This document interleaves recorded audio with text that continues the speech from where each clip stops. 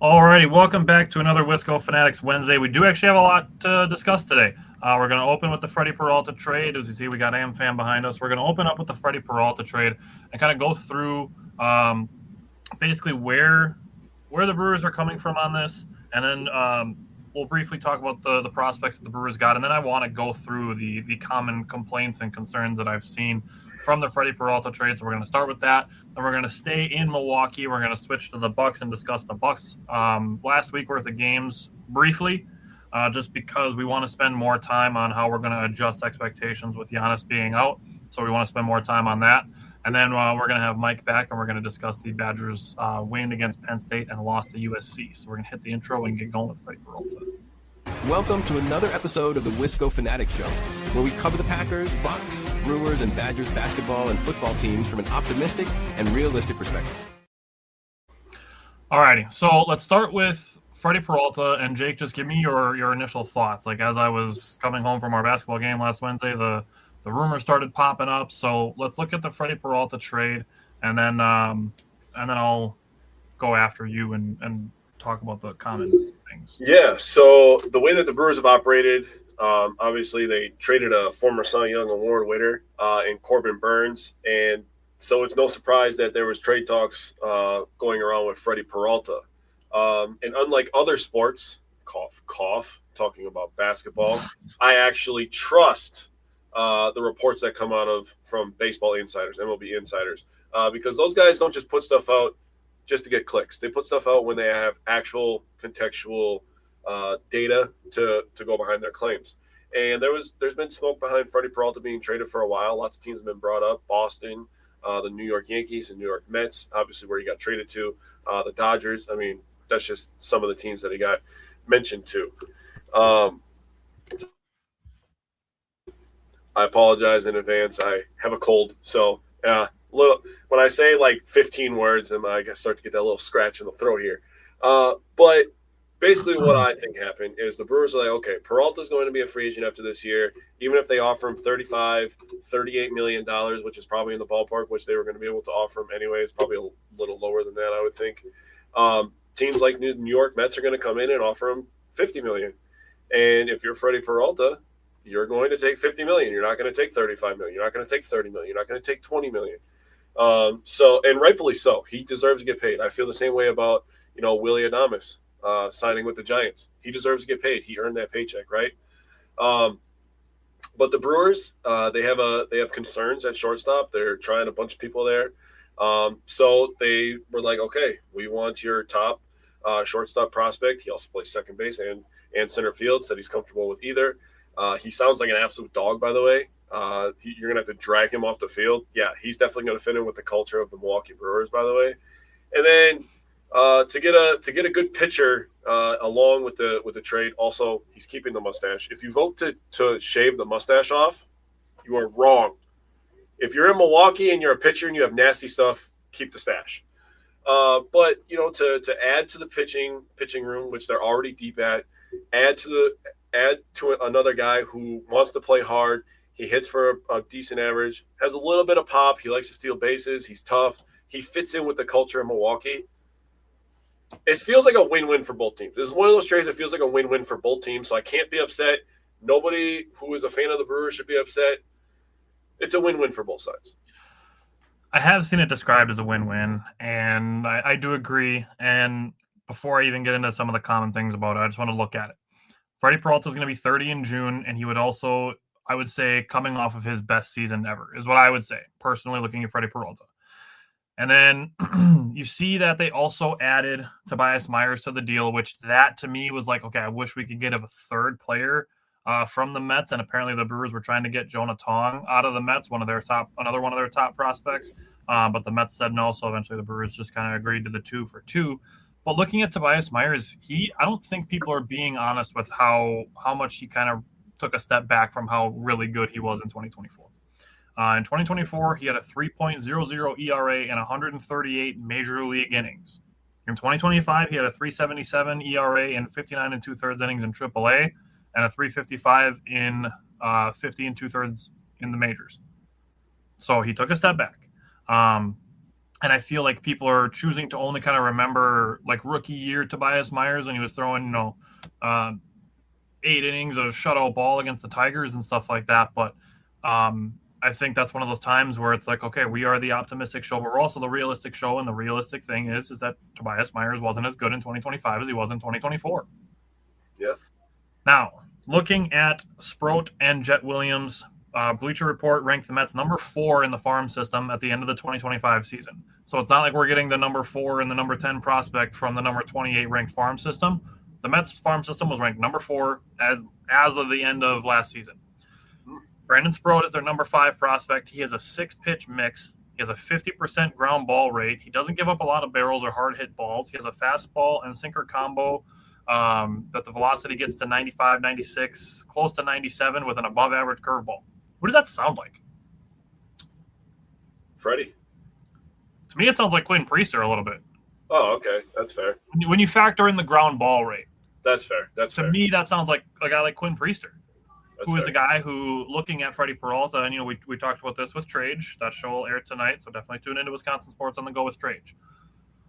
He brought up the fact that Freddy Peralta is going to be, for most part, a 4, 5, 6 inning type pitcher. The Brewers are looking for potentially to not have to put so much stress on their bullpen. Like even now, even after he's been traded to the Kansas City Royals, Nick Mears is warming up in the Brewers bullpen. So to have somebody who can go maybe 5, 6, 7 innings versus 4, 5, 6, if you take an inning a game off of a bullpen, you're talking about 162 innings at the end of the season. Yep. And obviously, the starters aren't giving you an extra inning every game, but let's say Sproat gives you an extra inning over what Freddie would give you, that's still 33 innings that you're potentially saving if he makes all of his starts. Freddie made 33 last year. That's why I use that number as an example. Mm-hmm. Then you look at Jett Williams. He was their number 3 prospect. So we got 2 top 5 prospects from a top 5 farm system. He hit 17 home runs in AA and AAA last year. What is the biggest thing that we're missing from the shortstop position? In my opinion, it's pop. Yes, batting average would be great, but it's pop, in my opinion. We need more home runs from that position. From the lineup in general, honestly. Which is fair. Yeah. He also drove in 52 runs batted in 130 games. He slashed 261, 363, 465 for an 828 OPS with 34 stolen bases, 34 doubles, had 76 walks to 131 strikeouts, which isn't bad. And then if you just look at his scouting reports, overall, he is just scouted as a very well-rounded player. So I really have nothing to complain about here. Yeah. But I may be the minority when you're looking at complaining. Uh-huh. And every single time the Brewers trade away somebody before they hit free agency, the first comment every single time, cheap owner, not serious, sell the team, cutting payroll, cheap owner. Yes, Freddy Peralta at 2025 and 2026 is a tremendous bargain at $8 million. However, look at Freddy Peralta's value. Fangraphs is a fantastic reference for this. This is the reference that I use. Fangraphs valued his 2025 season at $29 million. His 2024 season at 18.2, his 2023 season at 24, his 2022 season at 15.7, and his 2021 season at $31.9 million. So we've gotten basically 5 years and $118 million worth of value for Freddy Peralta for about $20 million. So there's an argument to be made there that Matt Arnold and back to David Stearns deserve a big-ass raise for saving the Brewers about $100 million, but you're going to throw a fit over 8. Now, he's going to cash in at the end of the 2026 season. Next year when the winter meetings are happening, I don't think they're going to get quite as close to the number of $50 million like Jake mentioned, but he's giving an example, so I understand where you're going with that. Yeah. Corbin Burns, his average annual deal at 30 was a 6-year, $210 million deal, an average of $35 million a season. Now, looking at just Corbin Burns, just his payroll and his cash money over the next 10 years, because you have to start with it because he's got $64 million in deferred money. So Corbin Burns over the next 5 years is going to be making almost $31 million until 2031. Then he's an unrestricted free agent. But starting in 2031, he gets $10 million, $10 million, and then 4 years of $11 million after that. So Corbin Burnes is getting paid $31 million for the next 5 years, and then $10 and $11 million for the next 6 years after that. Damn. Freddy Peralta, even if he gets something, say $27 million a year, you're looking at like a 4-year, $108 million deal. And that's conservative to put him at $27 million. I based that number on the 5 for 118 that the Brewers got out of him already in value when they were paying about $20 million. So then the question comes up, why not try to extend him early? They did. They literally did. They offered him an early deal, so it felt like Freddy Peralta's been here forever because he has. He debuted almost 10 years ago. They also extended Aaron Ashby and Jackson Churio, too. That's how they kept Freddy Peralta 5 months away from being 30 when they traded Corbin Burnes just after turning 28. 3 months after he turned 28 is when they traded Corbin Burnes. They traded Josh Hader 4 months after he turned 28. They traded Devin Williams at 29. So an early extension saved the Brewers on almost $90 million in value from having to consider trading him probably 2 years ago. Now, before you say that Freddy Peralta is 29, and Josh Hader was 28, and Corbin Burnes was 28, and Devin Williams was 29, well, they're all the same age. What good does that do the Brewers? Look at the years that they debuted. Freddy Peralta debuted at 21. Burnes and Hader debuted at 23, and Devin Williams debuted at 24. So there's 2 to 3 extra years of value that the Brewers got. Like I said, they could have had to trade him 2 years ago if they hadn't extended him earlier. So I don't want to hear that they're cutting payroll because they're cheap. No, this is how a small market team has to operate if you want to compete. Yeah. If you want to watch a team that's just cutting payroll to try to make money on their baseball team, go be a Marlins fan. Look at how much talent has walked out of that building. Yeah. With nothing in return. I mean, one of the talents plays for our team.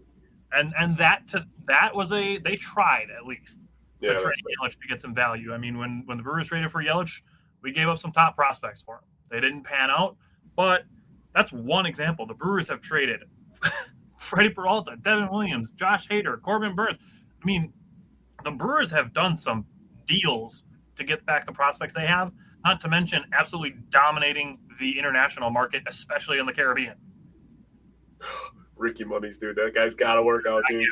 He's got to work out. So the next thing that I see is the Brewers were just in the NLCS. They obviously don't care about winning if they're trading their best pitcher. Would you rather see them in the NLCS and then be 25 years from making the playoffs again? That's what it went from. That's how long it took them to get back to the playoffs until 2008. And then everybody's like, oh, my God, we are finally back in the playoffs. I think people are taking it for granted now the Brewers making the playoffs. 7 out of the last 8 years? Yeah. Taylor, welcome back.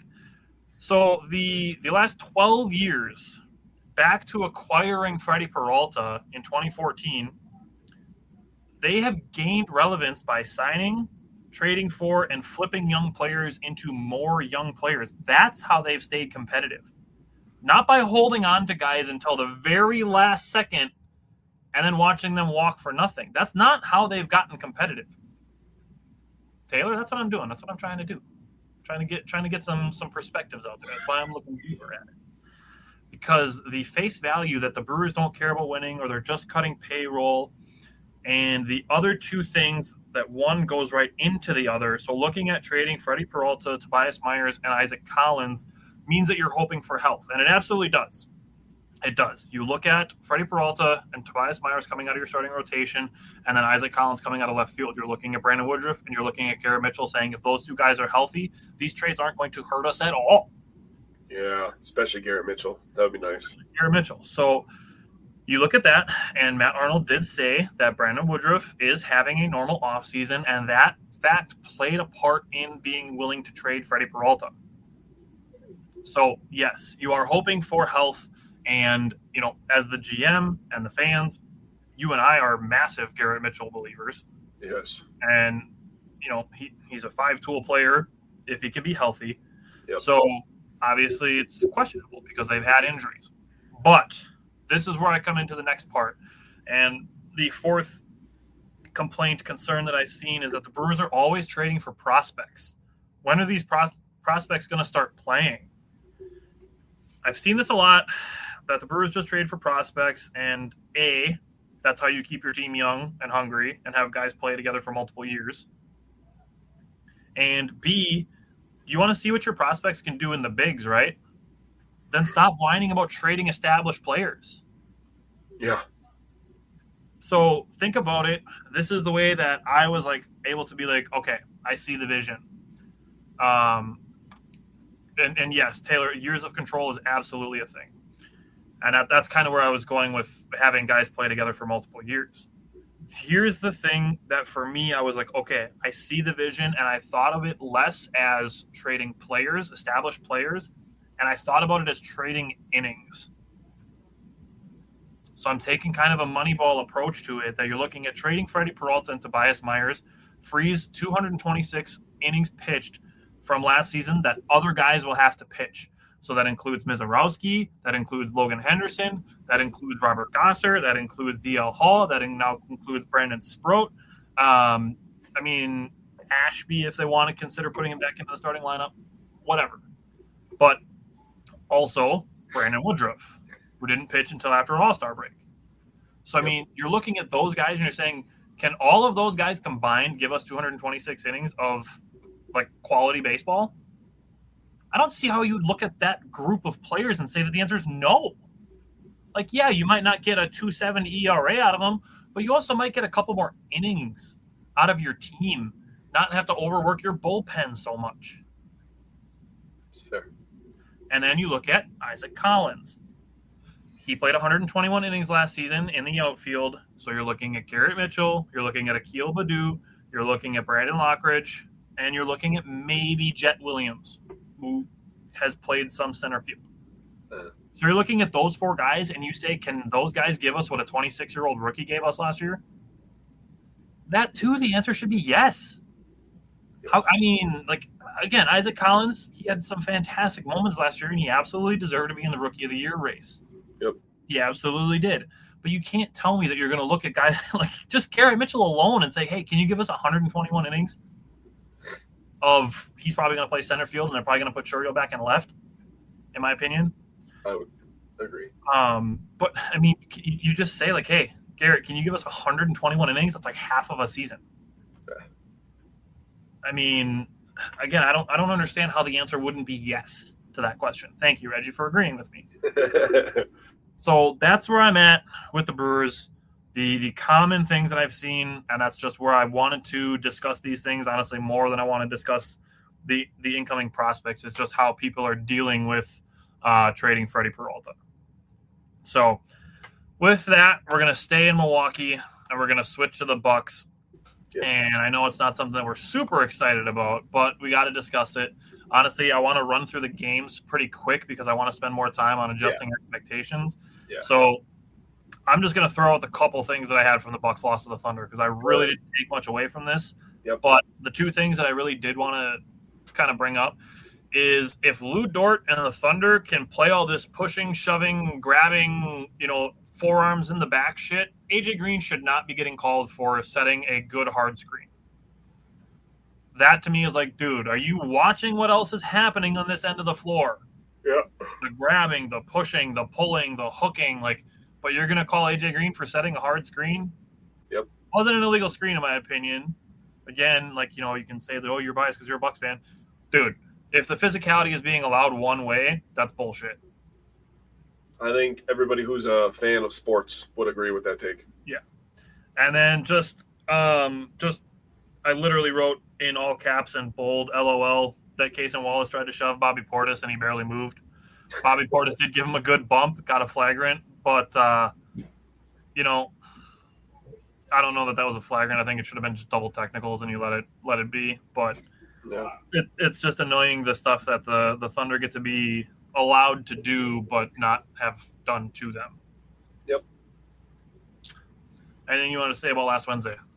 I think it's pretty much league-wide known that the Thunder get the best whistle in the NBA. On top of that, the couple things I took away is the Bucks just turn the ball over way too much and give up way too many points off turnovers. and the paint defense continues to be a problem. With Giannis, without Giannis, it doesn't matter. You cannot give up 58 points in the paint and only score 38 yourself. That is a recipe for being under 500 for the entire season.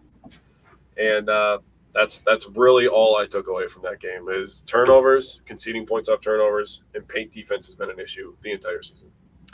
Yeah. All right. Eric, welcome back. You just missed us talking about Freddy Peralta. Dang. Definitely go back and check it out, though, Eric. Yeah. All right, Bucks Nuggets. What did you take away from would be Friday night? All right. Well, I get to talk normal on our show, not like on the radio. The Bucks had an opportunity to win a game, and they decided to shit down their goddamn leg the entire night. They literally could not get out of their own way, and I feel like I've been watching this in a loop the entire season. They do not understand how to not get in their own way, and it is frustrating because I feel like this team is better than their record. But they do some silly things at times, and, they just – shots were just not falling. I mean, they were getting good looks, and I mean, not to say that the Nuggets weren't getting good looks because the Nuggets were getting good looks as well. But the Bucks had so many opportunities to take control of this game, and every time momentum is looking the Bucks in the face, they just miss it. I guess swing and a miss, strike three. That's just how this year's gone, honestly. Yeah, looking at it, Doc challenged a call 3 minutes into the game that should have turned a Gary Harris foul into a steal. But shocker, the hand is only part of the ball if the Bucks are dribbling or shooting. Right. If somebody else is doing it, Aaron Gordon, for example, who somehow gets a better whistle than Giannis does, then it's still a foul. Looking at it, it was good to see Cole Anthony get going a little bit. He had 7 points in the first quarter. The Bucks and Nuggets were tied at 21. The thing that I said when we were recording for the trade show is the Bucks can't keep digging themselves holes in the middle quarters and then trying to come back in the fourth. Yeah. It's not a recipe for success. It's not a good game plan, which nobody should have to be told that. Yeah. So digging themselves holes, the fact that they were still a Kyle Kuzma half-court heave away from winning this game is called a moral victory, I guess. The fact that they were down by 20-something in this game and lost by 2. Again, you're talking moral victories at this point. But the Bucks had 6 turnovers in the second quarter, 2 for 10 on threes at one point. Ryan Rollins was 1 for 4 on threes to start the game, so he was going really rough from the three-point line. It was good to see him finish 4 for 10 and have 40% of his threes go down. One of them being a super crazy step back at the end of the game to make this game a close game. So that was good to see. Miles Turner blocking everything that came near him. He had 6 of the Bucks, 8 blocks to go with 17 points, 7 rebounds, and 2 assists. And then, yeah, like I said, just can't keep falling behind and hoping to come back. Obviously, the Bucks did lose Giannis in this game. So after we talk about 76ers, we're going to talk about adjusting our expectations. But with the Bucks and Nuggets, the Bucks did hold the Nuggets only 6 points off turnovers and 102 points. So those are good. The fact that they only scored 100 points is bad, but that takes us to last night's game where the Bucks, their offense was not the problem last night. 122 points is going to win you a lot of basketball games. Yeah. Giving up 139 points is going to lose you just about every basketball game that you're going to play. Brad, yes, the Bucks do own their pick this year. The only reason they can't trade their pick this year, so you'll hear people say the Bucks don't have control of their picks until 2031, is because in the even years they have pick swaps that can be made. Yep. So they will still have a pick. It's just Atlanta has the right to take the worst pick of the Bucks pick or the Pelicans pick. And the Pelicans are like, okay, this is how I've been explaining it to people at work. The Pelicans are super ass or just sometimes ass. Yeah. The Bucks are bad. The Pelicans are really bad. Yeah. Pelicans legit might have the number 1 pick, and then that's going to go to Atlanta because the Pelicans thought trading for DeJounte Murray was a good idea. Well, then if the Clippers get the number 2 pick, doesn't that go to the? I think if it's outside the top 4, it goes to OKC. Or top 5, maybe. That's what it was. Something like that. Top 4 protector or something like that. It's protect. It might be top 8, but even still, if it ends up being the 9th pick and the Thunder get that pick too, Jeez. man. So yes, Brad, they do own this year's pick, which is going to be part of the discussion that we're going to have. Yep. Looking at Bucks and 76ers from last night, it was good to see Kuzma. I love how he played. He had a couple times where he got his pocket picked a little bit. But overall, he played very well, driving, kicking, distributing, playing downhill, hitting a couple threes. For him to have 17 points, 8 rebounds, 8 assists, 2 steals, and 2 turnovers, I'll take that all day from Kyle Kuzma. And thankfully, his injury wasn't serious. It was called a cramp after the game, so hopefully he's good to go for tomorrow night. Brad said, so tank and a little less than the Pelicans. That's absolutely right. 100%. That's a little less than the Pelicans. As long as we end up behind them. Yeah, as long as your record's better than the Pelicans, I really don't care where they finish. Yep. Miles Turner, I loved seeing him being aggressive on both ends of the floor, but especially offensively. He played very well off of Kyle Kuzma and off of Ryan Rollins. He had 31 points on 10 of 16 shooting, 4 of 8 from 3, 7 of 8 from the free throw line. Added 4 rebounds, 3 assists, a steal, and 2 blocks.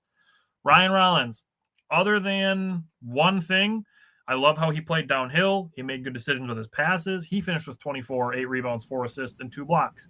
But if I see Ryan Rollins try another 6'10" athletic dude in the paint and transition, I'm going to lose my fucking mind.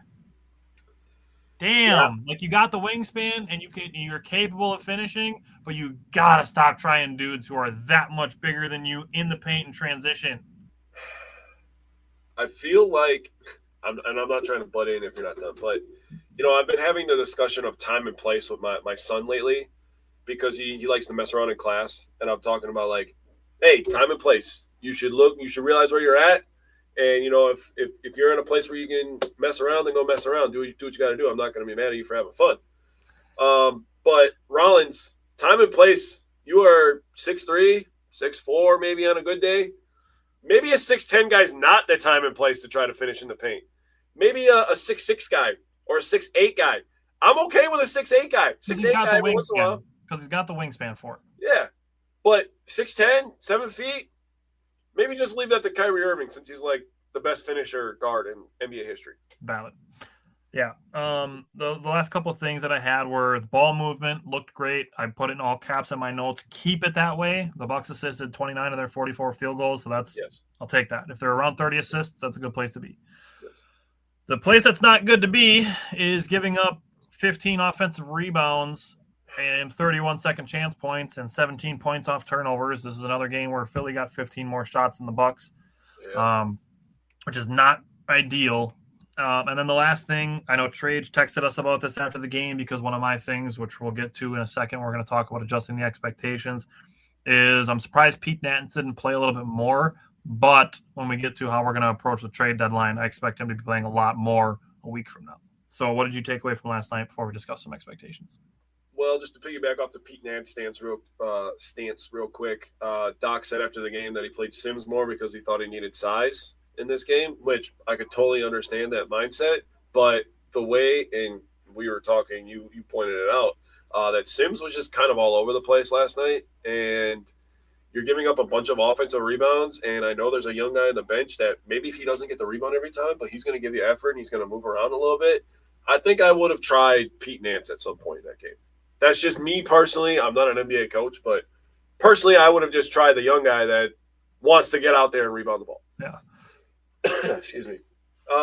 As far as players go, I thought Kuzma was fantastic. This is what I'm going to want to see from him the rest of the year.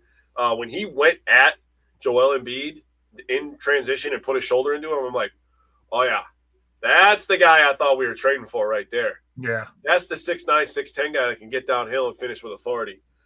Him just being a playmaker, a point forward on top of that is just also something I'm going to be looking forward to. I'm going to talk about Kuzma quite a bit, actually, coming up here.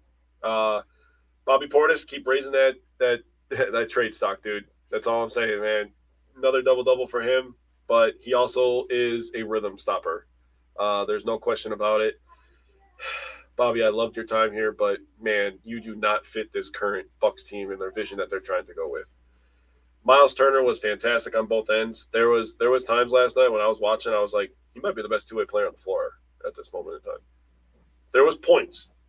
I would honestly, I could see that being the case just because Embiid is capable of being that, and so is Maxey. But just looking at last night specifically, yes. I don't think I would disagree with you if you wanted to claim it just for last night's game.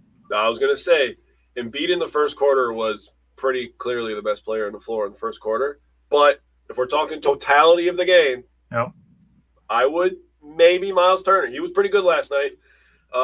Maybe rebound a little bit better, but he played good paint defense for the most part when he had a chance to in the half. That's the thing about this team, bro. I mean, I can go on for hours and hours. Their half-court defense actually isn't bad. It's just the goddamn transition stuff and turning the gosh dang ball over. It's just infuriating. But Ryan Rollins, dude. Now, you already touched on his non-ability to finish in the paint. His decision-making just has to be better. A guy that is under the tutelage of one Rajon Rondo. I know that we rag on Bobby Portis, but the layup that got you talking and got me, looking at my TV like, brother, was when he went into the paint and there was a Sixer behind him, and I forgot who was in front of him, but he missed the layup, and Bobby Portis is literally standing in the left corner wide open. That is literally Bobby Portis' hot spot.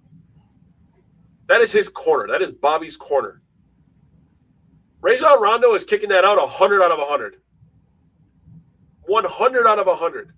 So that is where Rollins' game, that is the next level for him, is to understand to kick that out. Yes, you need to have the threat of scoring. But having the threat of scoring and allowing your guys to score is what the good point guards do. The court vision. Yes. So that is the next step for Ryan Rollins. The defense just all around. I mean, dude, they let Paul George make jump shots last night. What the f*** is going on? Is this 2018, bro?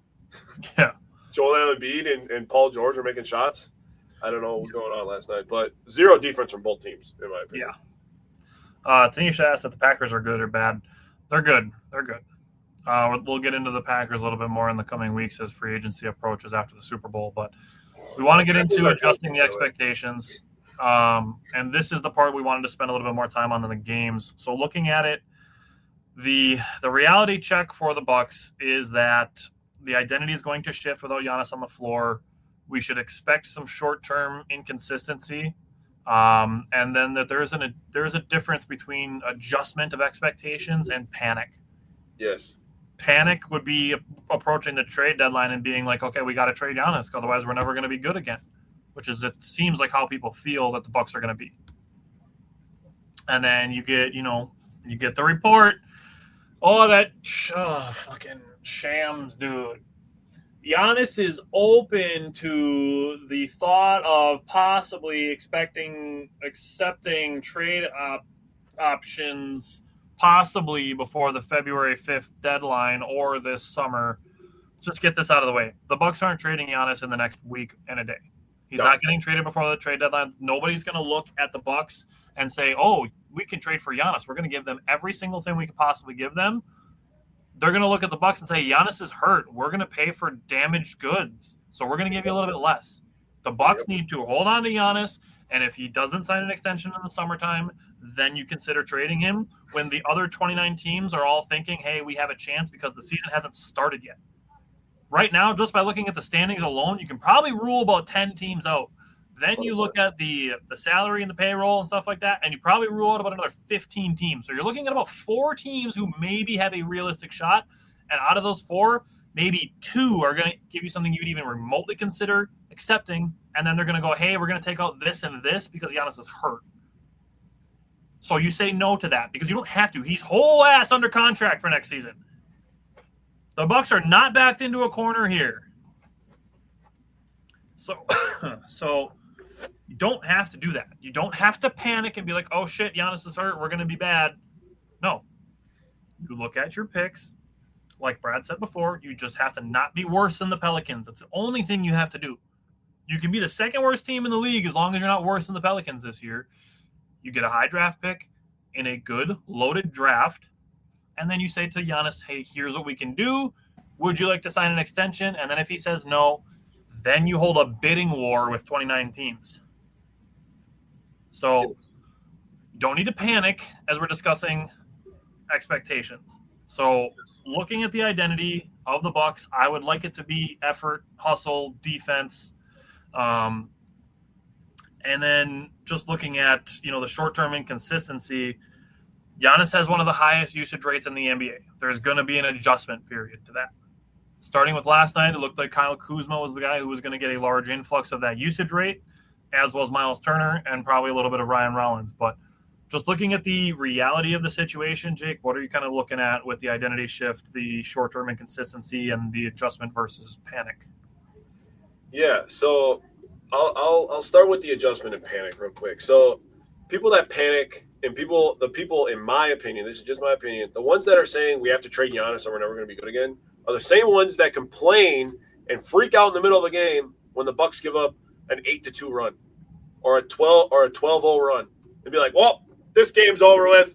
They're never coming back from this. Those are the same people.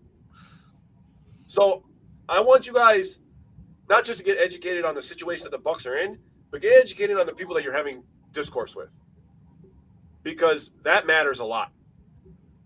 And the people that are okay with adjusting expectations, like Tyler and myself, are people that are going to be able to take a step back, zoom out, like we've said 15 million times on the show, and be able to be like, okay, so obviously for the players, I'm going into my identity shift point now. The players, it's going to be hard for professional athletes to not think about wins and losses. And that's how I want it to be. I want competition. But for the fans and for the front office, the thing that we have to do, and the only thing we're allowed to do, is we're going to have to look, okay, how can this team improve going into next year while still developing young talent? That's the things that we have to do. And there is a large group, and I mean a large group, of younger Bucks fans that were not around for the 15-win season. Yeah. That were not around for the 40-42 Milwaukee Bucks when Brandon Jennings said Bucks in 6 and they got swept by the Miami Heat. They were not around for the Tim Thomas Bucks or the Ray Allen Bucks or the George Karl Bucks, whatever you want to call them. They were not around for that. They don't understand what this team used to be. They just know the Giannis Bucks from 2017 to 2025. Now it's 2026. We're in a different situation. They don't know them. Taylor remembers. You know, I think those are the good old days too. I have a lot of good memories, a lot of fond memories. I mean, Bobby Simmons. I mean, Tyler and I can go on. We've had extra episodes, bonus episodes, we like to call them back then. We'll get into more of that stuff as time goes on here. But I got a whole bunch of red and green Bucks stuff. Yeah, I got John McLaughlin and Jim Paschke down there too. No, who do I got right here? I got it. Taylor said Delfino. Oh man. Yeah, back when we had JJ Redick for a year and he didn't want to be here.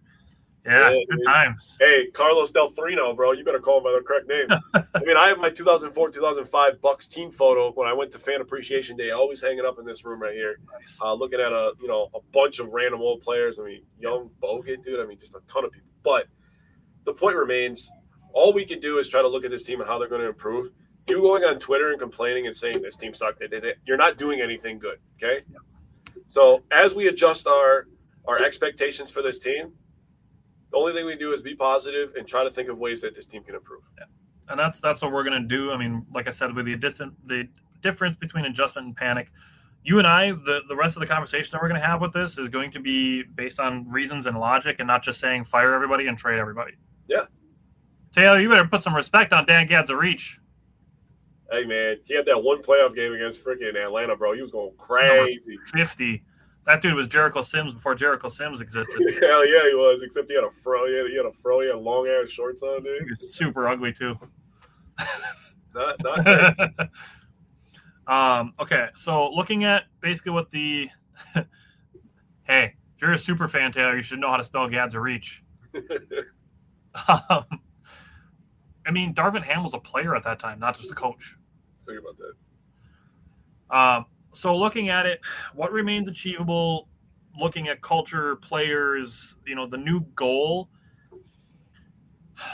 I'm going to say this first, just because I know we had this discussion as well, and how it focuses on the trade deadline, looking at how you and I both agree that they should focus on getting some younger players if they can, and getting more picks for this upcoming draft to give them some more bites at the apple when it comes to the 2026 draft. Now, what I think they should do to address that, and Brad said it, I'm not necessarily saying to tank, but I think that the Bucks need to shut Giannis down for the rest of the season. And we talked about this on the show with Trage. The reason I want to shut Giannis down is because it's not like he had a calf injury in December and then had a shoulder sprain in late January. He had a calf injury in December, and he's got another calf injury in January, and it's not the opposite legs. It is 2 injuries to the same calf and the same leg. Yep. We have seen several calf injuries in very recent memories turn into Achilles tears. We just saw it happen to our team last April when Damian Lillard went from a calf strain to an Achilles tear. It happened to Tyrese Halliburton. It happened to Kevin Durant when he was on the Warriors, that a calf injury turned into an Achilles tear, and that is not what I want for Giannis, because then his next season extension, if you're gonna try to trade him in the summer, good luck trying to trade somebody who's gonna miss the final year of their contract. Look at what happened with Damian Lillard. Then you look at, we're not trading for 5 years of Giannis. We're trading for 4 years of Giannis, and one of them we have to pay him $60 million for him to not play. Yep. Teams will just offer you dog shit trades or offer you nothing and hope that they can sign him in free agency the following summer. Yep. So in my opinion, Giannis needs to be shut down so his calf injury doesn't turn into an Achilles tear. Yes. Unless you already know that he's going to be signing his extension, but I don't know why you would be knowing that now and not already doing it, as soon as October 1st rolls around. But again, that still screws you for next year if you're going to have him playing for the Bucks until he retires. So this year, not that it's not possible, being the optimist, it's not that it's not possible that the Bucks can go on a run and have a 2019 Kawhi year where Giannis just carries the team. He's capable. But the risk to me is not worth it. It's not worth trying to risk Giannis's 2026, 2027 season to try to go on a Cinderella run as the 10 seed in the play-in. Or, even if they could get up to top 6. Yeah. So what remains achievable is that the young guys that can be here can reset the culture for the guys that were going to come in. So if we're talking about adding young players and draft picks, looking at guys like Ryan Rollins, AJ Green, Miles Turner, you and I talked before the show, we agree that we don't want to trade Kyle Kuzma. But those guys can set the culture for the incoming players that are going to come here in the next, the draft is going to be in June, so the next 6 months, call it. Yep. Taylor, yes, well-needed rest too. That's another way to look at it. So looking at that, what expectations need recalibration? Looking to just try to get in and then above the play-in to shifting now. I'm looking at stacking young prospects and draft assets, maybe some expiring contracts so that you have more money available this summer. I could see something like that to free up some money so you can say, okay, Giannis, we're going to have a lottery pick and we're going to have like $35 million to spend. So do you want to stick around and play with that? That's the kind of things that I'm looking at. And then I'm just looking at process-based benchmarks instead of record-based to track the progress. And I know you just kind of mentioned that as well. So the process-based stuff, I want to see Ryan Rollins get better at handling ball pressure. I want to see Miles Turner in the posts more, and I want to see Pete Nance get better on defense. So those are some of the process things that I'm looking for. But what new goals are you looking for the Bucks? Apologize, I'm on mute. My dog is going crazy right now. Somebody's overseeing, talking to Chantel. So new goals I'm looking at. So I want the Bucks, and it's going to sound kind of crazy, I want the Bucks to go full youth movement, just like the Packers did a couple years ago after the falling short of the Super Bowl with Rodgers and Devontae and going through all that process. And the Packers had to go through a year where they just literally they did what people are accusing the Brewers of doing, where they cut down the salary and they went full youth movement. The Bucks are in that situation too, where they have to go full youth. Just whatever you can get, whatever you can trade guys for. We're going to talk about trade deadline eventually, but whatever you could trade people for, go get it out of here. Give me some young talent. We'll redo the books. I would prefer them, if they're going to go full youth movement, I want players that are established defenders, because I want the identity of this team to be defensive. Look at the Thunder. And in every league, NFL, MLB, well, can't really do it in MLB because nobody has Dodgers money. But my point remains is that it's a copycat league, right? In every single league. They say that all the time. And the Thunder right now are the team to copy. Get a bunch of young players, defensive-minded team. They have one superstar that goes and gets buckets. They share the ball. That's what the Bucks should be trying to do. So that's what I'm looking at. And looking at the culture, I don't want to be too rude, but it's pretty hard to establish a culture when ESPN, I'm not going to say the four-letter company, when ESPN is actively trying to kick Giannis out of Milwaukee. This is not the first time this fucking season. This is about the 19th time this season. And Kendrick Perkins was on there. God, what was that? Like last week, Thursday or some shit. And he said, I'm sick and tired of talking about Giannis. I literally commented and said, then stop talking about him. Tell your boss you don't want to talk about down, but I agree with you. It's like, yeah, we're sick and tired of you talking about him too. You think I give a shit about your opinion? You weren't that good of a player. Why would I think you're a good GM? Get the hell out of here with that crap. And I commented on something too. Somebody's like, oh, what? I'm like, the report also came from Shams, and the person said, oh, what does that mean? And I'm like, he reports this every other week. And you know the thing about his wording that I find funny that people fall for it is before the season started, it was the Bucks are going to look to trade. Giannis is open to being traded between now and the trade deadline. And now because we're at the trade deadline, Giannis is okay with being traded by the trade deadline or this summer. And then in the summer, it's going to be Giannis is okay with being traded by the trade deadline. It's like every 6 months he hedges his bet.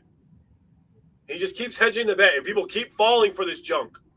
I don't understand why people don't see what's going on. Yeah. Anyways. So looking at some potential silver lining stuff, some expanded roles, some lineup experimentation.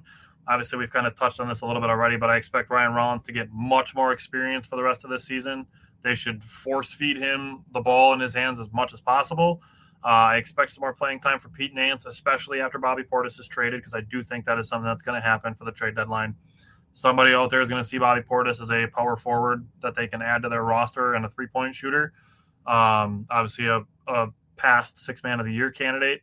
So, and to your point of adding defense, I could still see the Bucks doing the Bobby and Gary Trent Jr. or Gary Harris expiring contract player for Malik Monk and Keon Ellis. I think that's still something they can do.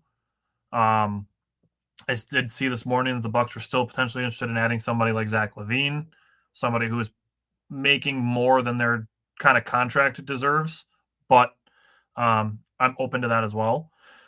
And then some lineup experimentation. I want to see Pete Nance and Miles Turner play together a little bit. And then I want to see Miles Turner and AJ Green a ton.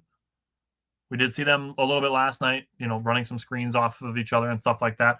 I want to see more of that. And then obviously we saw Miles Turner, Rollins, Miles Turner, and Kuzma have some really good stuff going on. So looking at expanded roles, lineup experimentation, what are you kind of looking for there?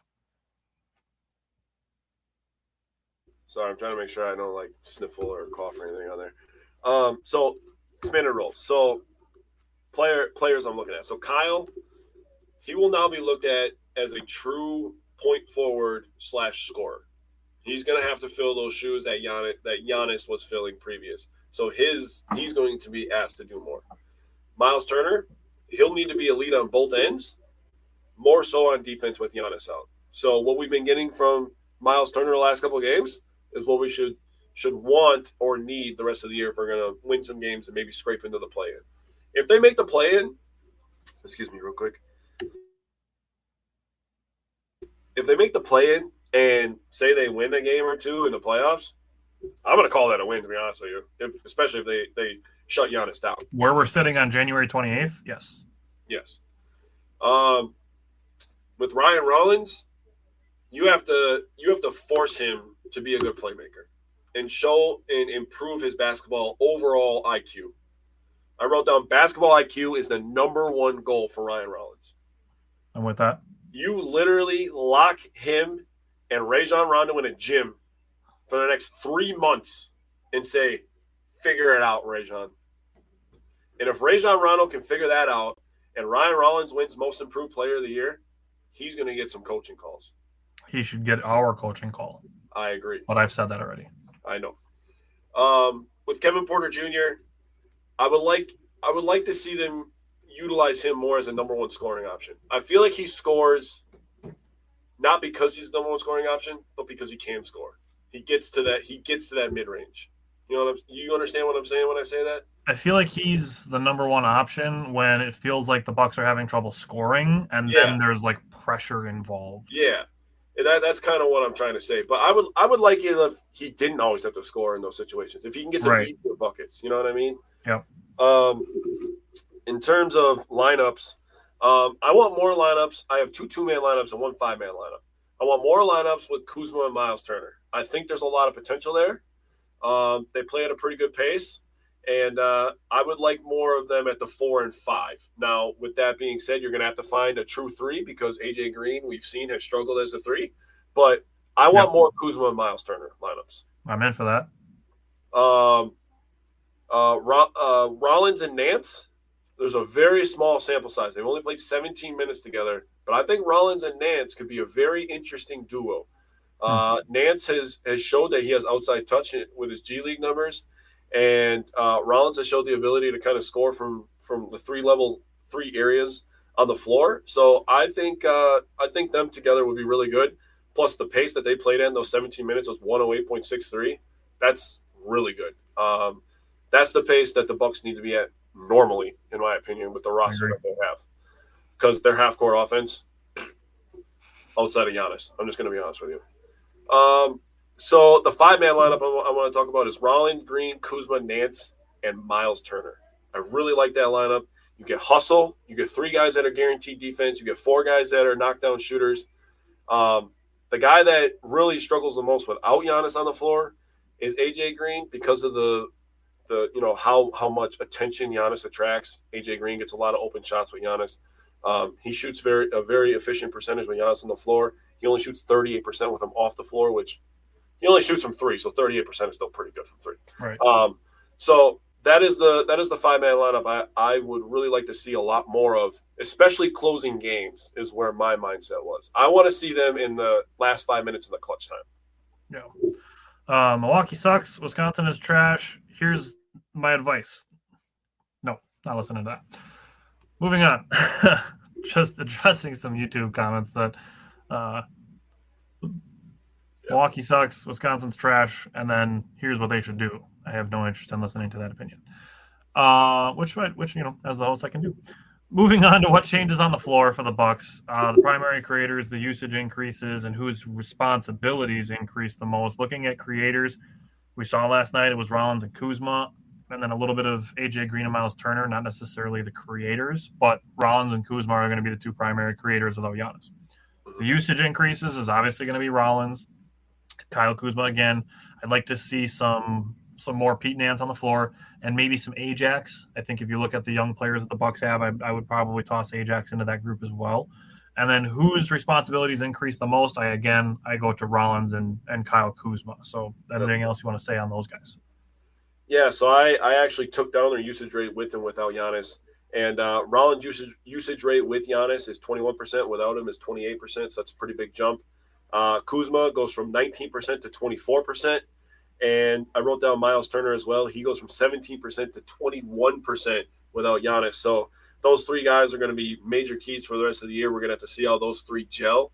And those are going to be the guys that at the trade deadline, those are going to be the 3 guys that I think the Bucks are going to want to keep as like the cornerstones of this team going forward. So in terms of what players' responsibility increased the most, I only wrote down one guy. I wrote down Kyle Kuzma. He's going to be asked to guard 1 through 4, maybe 5 sporadically at sometimes. He's not really going to guard 5s too much, but maybe in transition he gets matched up with a 5 every once in a while.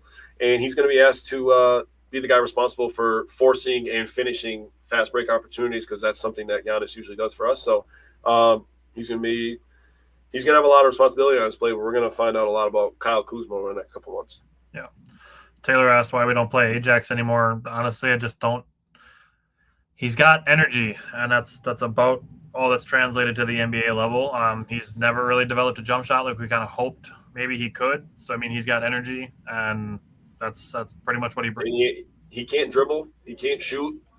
and he has a very hard time defending without fouling. So pretty hard to play a guy that doesn't do those things. To that point, also, it makes it really easy for teams to play basically 5-on-4 defense. Yeah, pretty much, yeah. You know, if you camp Ajax in the corner, they can hide a bad defender on him. So last couple things, looking at just what's next is, you know, kind of what we're looking for in the next week, starting with tomorrow night at Washington, Sunday at Boston, Tuesday versus Chicago. You know, we're getting kind of what I think we should do is a bit of like an emotional reset. So we understand being disappointed that Giannis is going to be out for 4 to 6 weeks, and our opinion should be the rest of the season. It's okay to be disappointed about not being able to see Giannis anymore.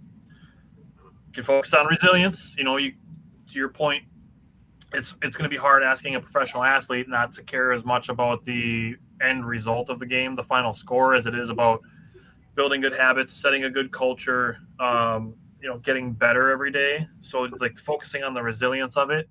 And, you know, Jake and I are having this conversation that you can still enjoy watching the games. Like, you don't have to be like, oh, the Bucks are suck, so I don't even want to watch it anymore. Like, you can still have fun watching the Bucks. It's like Jake and I just talked about back in the purple and green and the red and green days. We still enjoyed watching Bucks basketball, even though those teams were not good. Yeah. Those teams didn't even really have a long-term outlook to them until the Bucks drafted Giannis and then Jabari Parker and then switched up the colors. And, you know, now we're here 10 years later. And just the last couple things, you know, keeping expectations realistic, but focusing on some of those other things. Like I said, the growth, the culture, the habits, that type of thing. So, Jake, as we reset the emotions and look at what's next, what are you looking for as we move forward? So the final thing I'll say is most of this stuff with adjusting your expectations is going to be with eye test. Things that you're looking at are the Bucks connected on defense, right? That's something that needs to be more consistent. And did the Bucks turn the ball over 17 times, 3 games in a row? Like, that's something that needs to stop as well. Yeah. So most of this is just going to be eye test. Is Rollins' decision-making improving? Is AJ Green's on-ball defense and handle becoming better? I already talked about team defense. Can Nance handle the physicality of the NBA? That's something that remains to be seen. Running sets to set up shooters. I mean, I feel like we only run that stuff out of timeouts. Why don't we ever set up a play to set up a shooter more consistently? Why does AJ do a little bit with AJ Green, but it's mostly just like dribble handoff or like one screen away. Exactly. So like I need more creativity with setting up shooters. I feel like when the Bucks are going good and the offense is flowing, is in the fast break. That's literally how they found Gary Trent Jr. a couple times last night to set him up for some wide open threes, and he made them, to his credit. So it's mostly just going to be eye test and things that you're going to want that you've seen the Bucks struggle at consistency wise. I honestly feel like watching this Bucks team is like watching the Badgers football team this year, where it's like I feel like they're better than their record. I really do. Also, injuries suck. Yeah, that's valid. Yeah, that's definitely some good stuff, and I look forward to hearing how you look at the team as we move on, and obviously as my notes, you know, look over the next 3 months as we go through the rest of the season. But we'll see what happens between now and next Thursday. If anything super drastic happens next Thursday, we'll probably do some sort of emergency show. But yeah, the trade deadline is next Thursday. I don't expect anything super drastic to happen, but I do expect the Bucks to sell a little bit more than they buy. Yes. All righty. So we're going to hit the transition, and we're going to welcome Mike in and talk some Badger basketball. Yes, sir.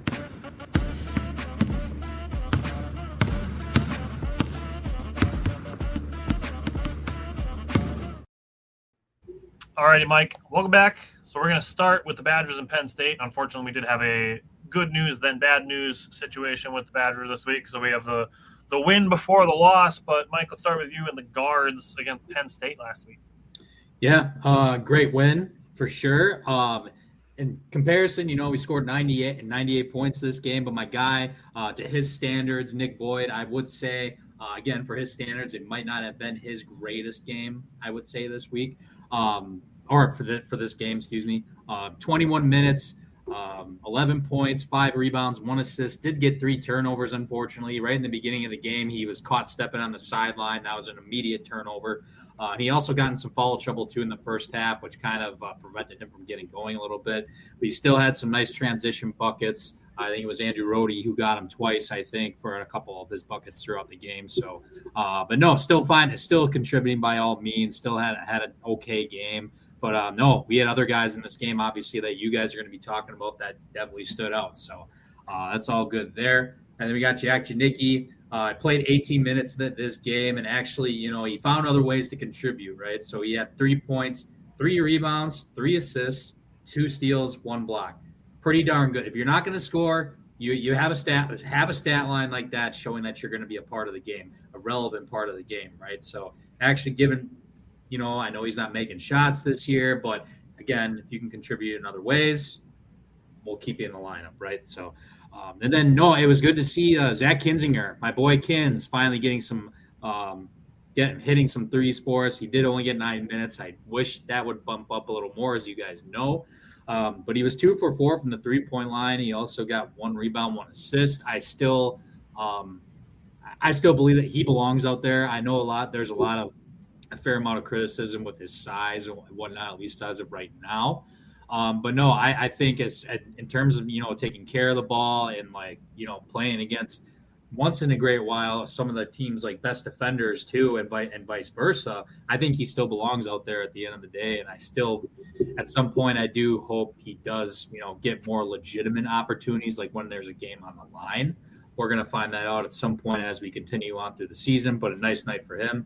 And Hayden Jones also got some PT, 8 minutes, 2 points, not too much, but still good to get the reps for these bench guys. But I thought one of the biggest call-outs, big picture, we did not have one single starter go over 30 minutes in this game, which I think is awesome because, basically how it stands now, especially after this last game, we can basically count on 7 guys that are going to be playing a good chunk of minutes. I think it's fair to say going forward. So if you can rest your starters and play under 30 minutes in a game, we're going to take that all day. So props to these boys for getting the job done and early on in the game too, for the most part. Yeah. 43% from 3 once again. I think that's the 3rd or 4th game in a row that we shot over 40%. So that's good. And I also wanted to call out last statistic: 25 assists in this game. That's incredible in comparison to 11 for Penn State. Took care of the ball. We shared the ball. And I'll end it at that. It was a great win. Yeah, and, to that point, like you said, this game was over way before it was over. The 98 points that they scored was the most in a road game since 1962. We obviously went through 30 years of we're going to grind it out and try to win 60 to 58. But winning 98 to 71 is refreshing. And looking at John Blackwell, he had 5 points of a 7-0 run after the Badgers started 1 for 7 from the field. So they got off to a really slow start in this game, still scored 98 points. And then looking at it, John Blackwell scored or assisted on 10 of the Badgers' first 12 points. So looking at the 17 points that he had in basically 3/4 of the game, on 5 of 10 shooting, 3 for 7 from the 3, and made all 4 of his free throws with 5 assists, 3 rebounds, and 0 turnovers. The super consistent thing about the Badgers during their 5-game winning streak, looking at John Blackwell, has been 3 to 5 assists and 0 turnovers. He's gotten the turnover thing under control. Unfortunately, I can't say the same. It's going to be a very, very, very drastically contrasting when we get to USC. Andrew Rohde, I feel similarly about how when Mike talks about Jack Janicki, if you're not going to score, do other stuff. Andrew Rohde did score some points in this game. He was 3 of 7 from the field, 2 of 6 from 3. He had 9 points, 6 assists, which is awesome. No turnovers, and he did have 2 rebounds. I'd like to see him get 4-ish. If you're going to be playing 25 to 28 to 30 minutes, I feel like you should be able to get more than 2 rebounds. Well, he also had a bloody chin, so don't forget about that. He did have a bloody chin, too. I love seeing hustle. That was a sick play. Yeah.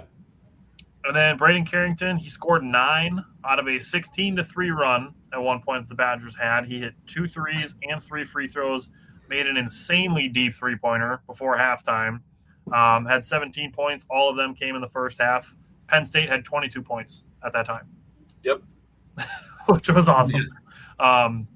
The 17 points that he scored came in 16 minutes. He was 5 of 7 from the field, 4 of 6 from the three-point line, made all 3 of his free throws, and added 4 rebounds. If you're giving me 17 points and 4 rebounds in 16 minutes, that's insane efficiency. Yeah. But the Badgers in the first half ran 7-0, 13-0, and 17-1 runs in the first half alone. And like I said, this game was over way before it was over. So, Jake, what'd you take away from the bigs? Yeah, so just to piggyback on the point of the Badgers really needed to beat the shit out of somebody. Their 4 wins in a row coming into this game were all close, grinded out games. Michigan, understandably, Rutgers was closer than it should have been.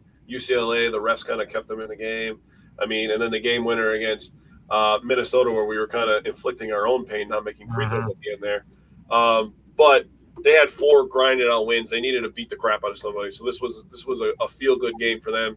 Bielowskis didn't really need to have much impact, but I will say I liked that in his 19 minutes he showed a lot of physicality. He's really starting to understand the physicality of the Big Ten and starting to respond to that in a positive way. So I love seeing that. That's something I took away. Nolan Winter is an NBA player.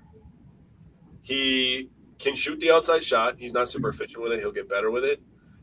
He can finish down low. He runs the fast break. He rebounds the ball well. I mean, when you have a guy that can block a shot and then run down the floor and finish an and one layup, you're like, yep, that 7-footer, whether drafted or not, he will make an NBA team. There 7-footers that do that don't just grow on trees, okay? And they have NBA roster spots. So Nolan Winter, very, very underappreciated. I'm going to say that right now. So next year, if he leaves, you people that are talking trash about him online, especially after the last game, I saw some crazy shit. Very underappreciated. Going into Austin Rapp, holy crap. He finally made a three-pointer, bro. My God. I don't know who needed it more, himself or the Badgers fan base, honest to God. But one of them needed it very badly. So nice to see him make a shot. 10 points, 3 rebounds, 4 assists. He passed the ball well. So that was a little surprising for me that he was passing the ball so well. Will Garlock got a couple minutes, 4 rebounds, assists, 2 points. He's kind of he's an interesting guy. I don't know how to project his future, but the Badgers get a big time win, 5 W's in a row, and they move on to USC. I see Will Garlock as a future Chris Vogt. Yeah, I can see that. Kind of how I see it. All right, Jake, stick with the bigs and go into USC. Yeah, this game was interesting. So USC, the Badgers had a decent-sized lead, double-digit lead. Bielowskis, 18 minutes, 1 point, 6 rebounds. I mean, he didn't make any field goals from the field, but I feel like once USC got back in the game, the Badgers weren't really running their offense. They were kind of pressing. And, you could say the same about Nolan Winter. And Nolan Winter, 2 for 6 from the outside, missed two three-pointers on one possession. That one possession, they got like 6 offensive rebounds, 5 of 13 from the field overall. But they played with good strength. It's just USC, I forgot the guy's name. What's the point guard's name? Whatever, nuance. He was shooting his floaters from like 17 feet away, dude. So, like, what are the bigs supposed to do at that point? They can't guard anybody. And then when he was getting into the paint and getting their attention, he's just dropping it down, and that's why they're giving up points. What was the guy's name? Asur? Baker Mazzara? Yeah. Oh, Baker Mazzara was dropping it down to Asur, and that's how he got his 17 points because the big men are in a situation guarding 2-on-1. He was a great better on-ball defense. And I'm not gonna try to steal your thunder, Mike, but something I said on the Sports on the Go with Trage is I thought that the Badgers should have switched Nick Boyd with John Blackwell on Baker Mazzara. They should have put Blackwell with a little bit more size, a little bit more strength. I think that would have fixed some things on defense. And it wasn't like Blackwell was in foul trouble or anything. He only had 2 fouls. So at the end of that game, you could have put more size and strength on him and told Blackwell to figure it out at that point. Because they were attacking Nick Boyd. And Boyd is not known for defense. And he's a pretty small guy, let's be honest. No. And you're guarding a 6'7" guy who's 26 years old now. Yeah. I mean, I think. Happy birthday, Baker. Was it Monday? I think, yeah. Think about it. Would have been nice for Nolan Winter to get a double-double. Could have used it in this game. He has 8, which ranks second in the Big Ten. Other than that, I mean, it is what it is. So I said with the Penn State game that it was a very tale of two games for John Blackwell. Looking at the first half, him and Nick Boyd kept Wisconsin afloat when the team wasn't shooting well in the first half. And then you get to the second half, and he couldn't get anything to go. Couldn't get threes, couldn't get mid-range, missed a couple of layups even, like that possession that Jake referenced with all the rebounds. Blackwell had a bunch of them. He finished 3 of 13 from the field, 1 of 7 from 3, did make his 4 free throws, had 9 rebounds, which is good. But 5 turnovers, something that he kept very low during the 5-game winning streak. So that to me was something that stood out as like, hey, this is where Blackwell is struggling. Obviously, not making shots is one thing, but also compounding it with turnovers is pretty rough. Yeah. Andrew Rohde hit a couple threes in the first half. Those were the only shots that he made. He was 2 for 7 from 3, 2 for 10 from the field. He was trying to get downhill. He just couldn't find the layup package to get any of them to go in. And then from the three-point line, he had plenty of open looks. And it's been discussed the last couple of weeks, like, hey, we need Andrew Rohde to be more aggressive with his shot. We need him to be more aggressive with his shot. You know, we're scoring tons of points, but a guy who could be more aggressive is Andrew Rohde, and he's not been taking those shots. And then we get to USC, and he's got 7 threes, and he only made 2. Yep. And then you look at Braden Carrington. He didn't start well shooting, but he still stayed active on the rebounds in the first half. Looking at the second half, he got 3 free throws and hit a 3 to give Wisconsin their 12-point lead, their biggest lead of the game. And then guard played Austin Rapp over him for most of the rest of the game for size. So Carrington only ended up playing 17 minutes, shot 1 of 5, made 3 out of 5 free throws, had 6 points, 3 rebounds, and a block. But looking at this game, Jake talked about the end of the Penn State game where it was great to see Rapp making some threes. And then this game, USC is just daring Austin Rapp to shoot. And he shot again and again and again, probably 4 threes that I'm watching the game and I'm like, man, I wish Braden Carrington was the one shooting those threes. Like, I get that guard wanted to have that size out there, but at some point you have to look at your team and be like, all right, we need to put the best 5 out there, which in my opinion is Boyd, Blackwell, Rohde, Carrington, and Winter. Yes. And make other teams adjust to you instead of adjusting to the other team. Yeah. That's how I felt about that. So I wish this was another game where Braden Carrington had more playing time. Because the Badgers' offense, they staggered at times in the second half when Boyd couldn't get downhill.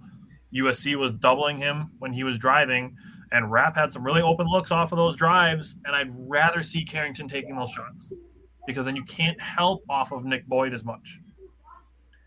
And lastly, the Badgers were up 58-46, that 12-point lead that I mentioned that they have, and they ended up losing 73-71, ending the game on a 27-13 run over the final 12 minutes. So, again, even if you're looking at just your 5 best offensive guys, I mean, I would still consider putting Bieliauskas in over Austin Rapp at that point as well, because it still gives you the size, the shot-making ability, but like Jake said, the physicality increases. So, Mike, what did you take away from the guards on Sunday?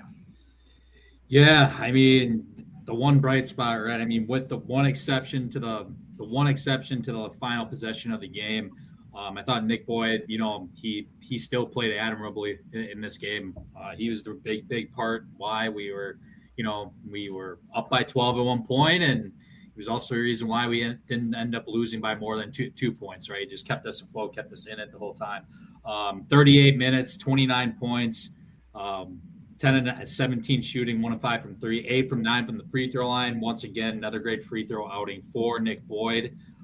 He's definitely clutch in that situation. There was at one point when he was literally the only guy that could do anything offensively, getting downhill, Tyler, kind of what you were saying before, and, getting anything in the paint, really, I would say for the most part. I thought we could have been maybe potentially a little more physical with these guys. I think they were winning the physical battle a little bit, if we're gonna be honest about this. It sucks because, we just got to find more ways to win ball games when we're scoring. Number one, scoring below 80, right? 80 is always like the benchmark, it seems like, with this team of like trying to get a win or somewhere really close to that. But it is 80. They only have one win scoring under 80. Yeah, and it was the Minnesota game with Blackwell's buzzer beater. Yep. So we have, 74? Yeah, exactly. 78. Something like that. 78, 75, yeah. So, I mean, there's not much else to say about this game. Jack Janicki didn't do much. He only got 5 minutes, 1 steal. But no, it was a season low shooting-wise, 34.3% shoot, 34.3%, including 25.7 in the second half, which definitely makes sense. I mean, once Tyler mentioned with Brady Carrington's 3, it just seemed like right after that, everything just went up in smoke, disappeared, and nobody else wanted to come and, play basketball for the rest of the game. 13 points in 12 minutes is rough. Which is insane. But, I mean, big picture, I mean, from the 3, we finally came back to life a little bit on the 3-point percentage, 9 of 37 for 24%. Take a look at the last 4 games, we were over 40%, right? So it was about there was going to come a point where we came back to reality a little bit. Ultimately. Yep. But no, we can still find ways to win games if we're not shooting right. We still only lost by 2. We know this team's capable of finding other ways. I would say, especially if we're only losing by 2 and you're one bad last possession away from potentially tying or even winning the game, even on a shitty shooting night with these guys. So, no, and I mean, going back to the assist that I was talking about from the last game where we had 25, we only had 10 in this game too. So taking care of the ball, sharing the ball mainly in this game, I definitely needs to improve going forward long term. Long term, can we come back to life? I'm glad we're at home tonight against Minnesota. That's good. It sounds like Cade Tyson is out for Minnesota too, who's their leading scorer. So I expect us to, have a little fire in our guts and whoop these boys. I think the spread's only -7 or something like that. I want to win by 15. Yes, I'm a greedy dude. Yeah, I'm a greedy dude, but I want to beat these guys up because after losing a home game too, mind you, USC is also a quad 2 loss right now as well. Hopefully, if they win a couple more games, maybe it'll be a quad 1 loss. But for tournament purposes, you got to take that into account as well.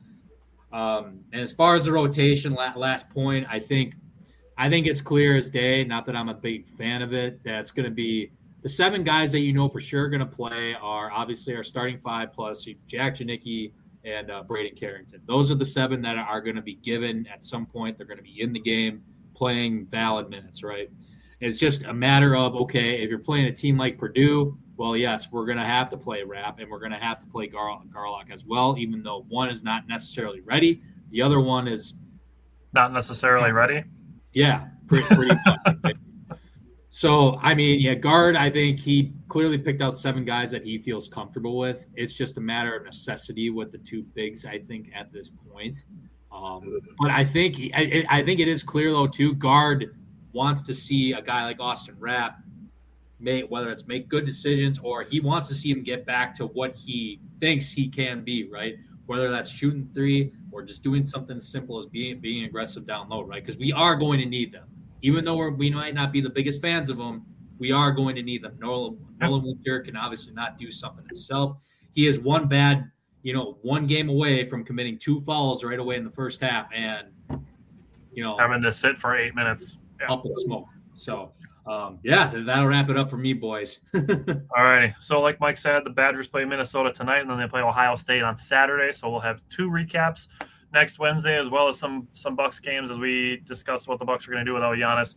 And we're getting closer to pitchers and catchers reporting. So Jake and I are going to start thinking about our Brewers primer soon here. But we'll see you guys back next Wednesday with a bunch more basketball discussion. So thanks for tuning in, and we'll see you guys next week. Later, Jets. Good luck tonight.